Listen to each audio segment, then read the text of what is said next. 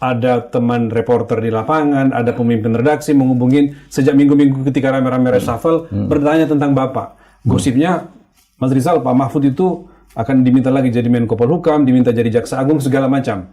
Nah, ketika reshuffle ini Pak, ini WA terus nih Pak. Saya bawa HP saya karena menghindar. Mereka nanyakan lagi, apalagi posisi Menko sementara ini dirangkap dengan Menhan.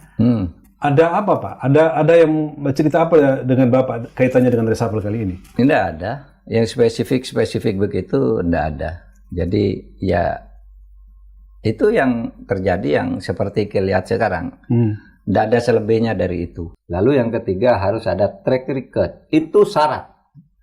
Kadang-kala orang pintar sekali tapi tidak punya integritas, tidak ngerti tugas juga sering ada.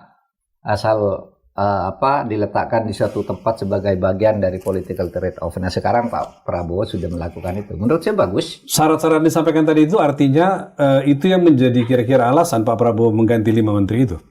Iya, kalau saya melihat memang tidak semua 5 menteri tidak semua, ini karena tidak. Ada pertimbangan-pertimbangan tertentu? Ada pertimbangan tertentu. Seperti Sri Mulyani misalnya, saya kira integritasnya oke. Tidak ada yang mempermasalahkan soal itu? Kompetensinya oke, track record-nya oke, gitu. Tapi dia diganti. Ingat kan ketika saya ngangkat staf khusus. Staf khusus itu setara pejabat eselon 1. Saya undang eselon 1 yang bukan staf khusus, yang memang karir dari bawah itu. Para deputi-deputi itu? Para deputi, Asdep, staf ahli kumpul di sini. Saya perkenalkan. Ini staf khusus saya. Nomor 1 ini kenalkan Pak. Ya, nomor 1 ini Rizal Mestari. Saya perkenalkan satu-satu.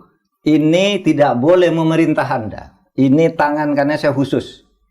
Saya beri tugas untuk apa, baru dia lapor ke saya. Nggak bisa dia jalan sendiri. Karena dia tidak saya beri izin untuk masuk ke urusan-urusan yang secara struktural sudah ini.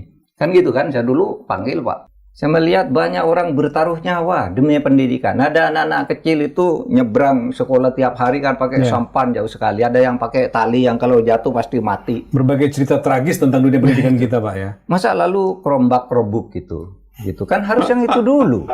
Harus yang itu dulu. Bahwa itu penting itu iya gitu. Tetapi lalu harus ada prioritas. Nah itu yang dimaksud. Orang harus punya track record untuk ngurus yang begitu-gitu. Bukan hanya tahu nih fasilitas teknologinya begini itu iyalah gitu. Ini Pak, ini pesan penting bagi pejabat-pejabat baru nih, menteri-menteri baru di era Pak Jokowi.